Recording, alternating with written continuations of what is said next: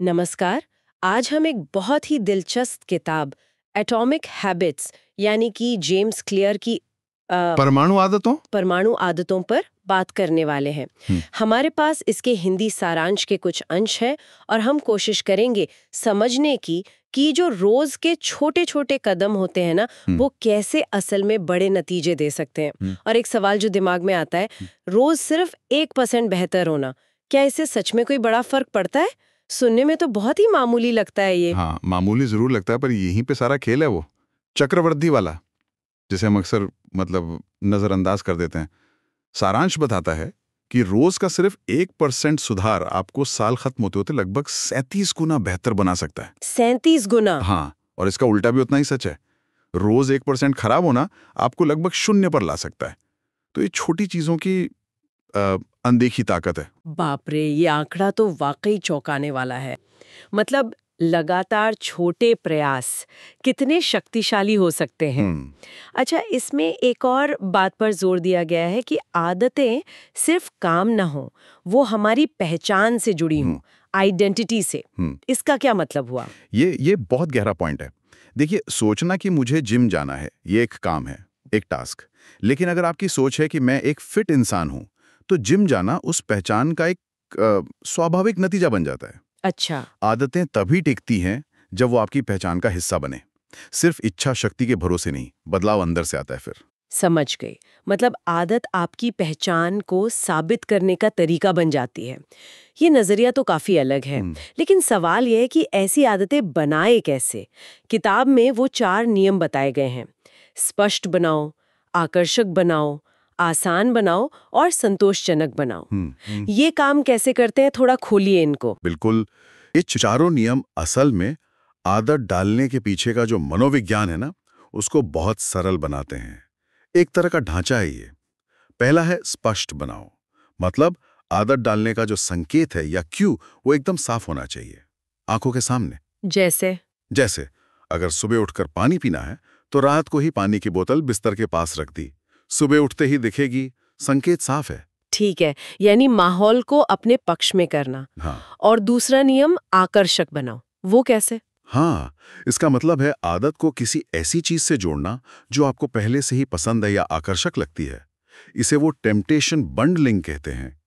मान लीजिए आपको कसरत करना उबाऊ लगता है, पर कोई खास पॉडकास्ट सुनना पसंद है। हाँ। तो नियम बना लें कि वो पॉडकास्ट सिर्फ कसरत करते हुए ही सुनेंगे। हाँ, तो कसरत अपने आप थोड़ी ज्यादा आकर्षक लगने लगेगी। हाँ, ये तो बढ़िया तिकड़म है। मुश्किल काम के साथ मजेदार चीज चिपका दो। हाँ। और तीसरा, आसान बनाओ। इसका सिद्धांत बहुत सीधा है। आदत शुरू करने में कम से कम रुकावट हो, कम से कम मेहनत लगे। लेखक यहाँ 2 मिनट के नियम की बात करते हैं। कोई भी नई आदत डालनी हो, उसे इतना छोटा कर दो कि 2 मिनट में हो जाए। 2 मिनट में? कैसे?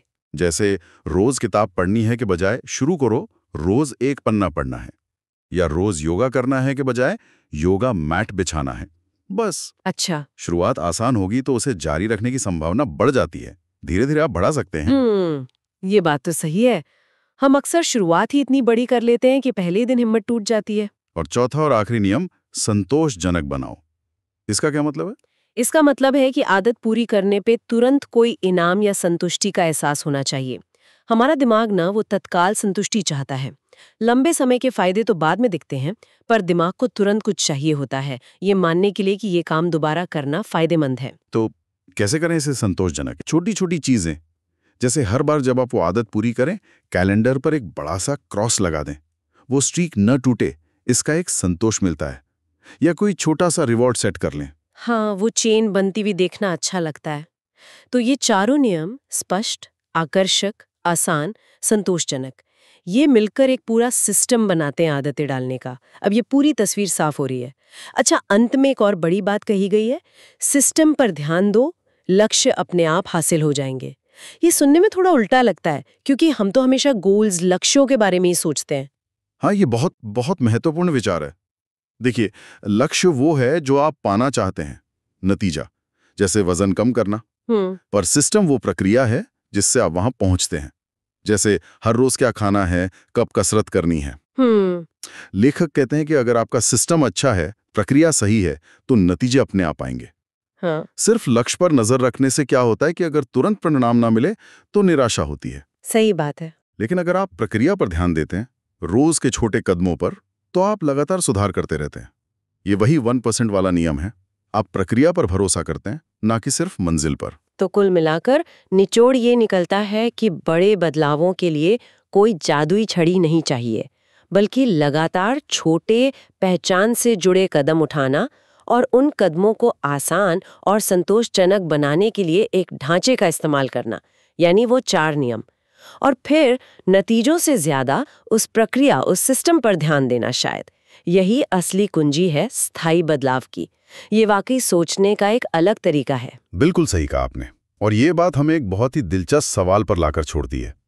अगर हमारी ये छोटी छोटी आदतें ही धीरे धीरे हमारी पहचान बनाती हैं, हमें आकार देती हैं, तो आज हम जो छोटा सा कदम उठा रहे हैं या शायद टाल रहे हैं, वो असल में भविष्य की हमारी किस पहचान की नींव रख रहा है।